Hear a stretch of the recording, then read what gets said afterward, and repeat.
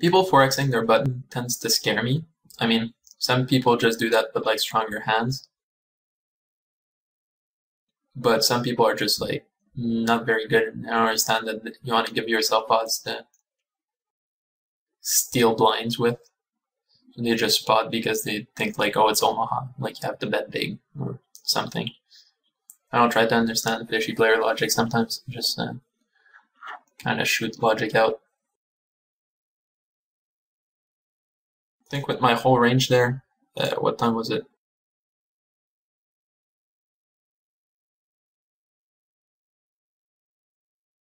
I think my c-bet size of like 36 into 50 something. It's like on the big side, but it's not the end of the world.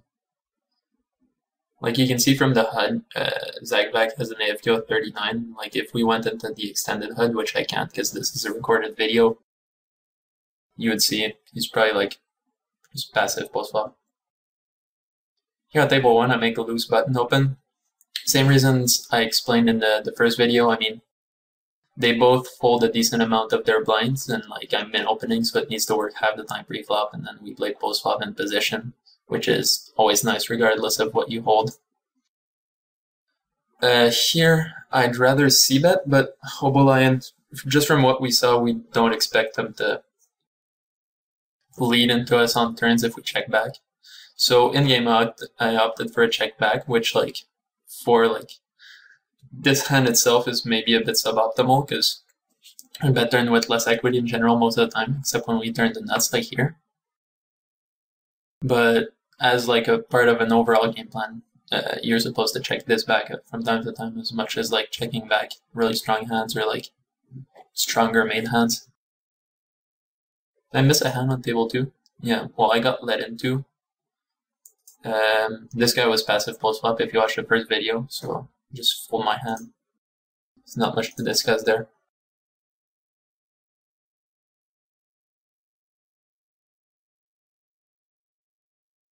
He checks blind post. He might have just missed the wait for big blind button.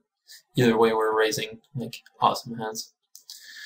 On table 4, I'm in open ace ace king king. If you noticed earlier, this is just Sendu Dark and Hobo Lion seem to be playing a bunch of tables in the regulars. So like, even though both of them don't 3-bet a lot, so like they're not gonna play back to like my aggressive min opening by 3-betting, or I wouldn't expect them to, which makes like, you know, 3xing or like even like bigger like 3.5 or 4xing ace king king just like better right now. Like the fact that like I have that in my overall range when I'm in open like for the whole game makes it kind of cool, because it makes it really tough to play against when you know, you have like the nuts in your pre-flop min opening range as much as you have like all the random garbage like 10-6-4 deuce single suited to 6. He leads into me. You can see like over the first 500 hands we played, he has a fairly low flop bet, like 38%, I think.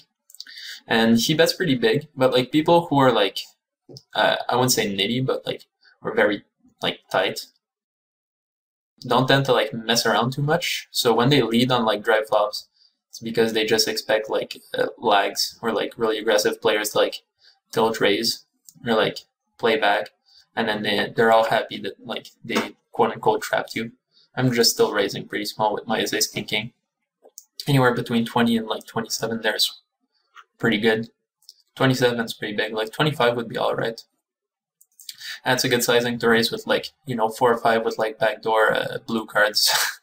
I'll never learn. I think blue is diamond. I'm not sure. But yeah, a hand like a gut shot plus like backdoor blue cards. And like maybe like a backdoor straight draw on the top, like ace queen 4-5 or something along those lines, or like a pivot card hand like a 6-8-9. Here 3, 4, 6, 7 is just not a hand you want to be playing out of position against 2 weak players. Like they won't adapt to the fact that you don't play those hands, so you don't have to. And even then, you need like a pretty solid reason to like flat those hands out of position. They usually just play better as a 3-bet than anything else. Here I c-bet my queens, and then the turn comes giving us top full house and bringing the flush, there's really no argument for checking back. I mean, if he has a 10, he's still calling at least a turn bet. If he has a flush, he's calling, you know, one bet, regardless if it's the turn or the river. So we might as well bet the turn and like hope to get 2 streets of value from the hands that we can get it from. So I don't really see an argument for checking back there ever.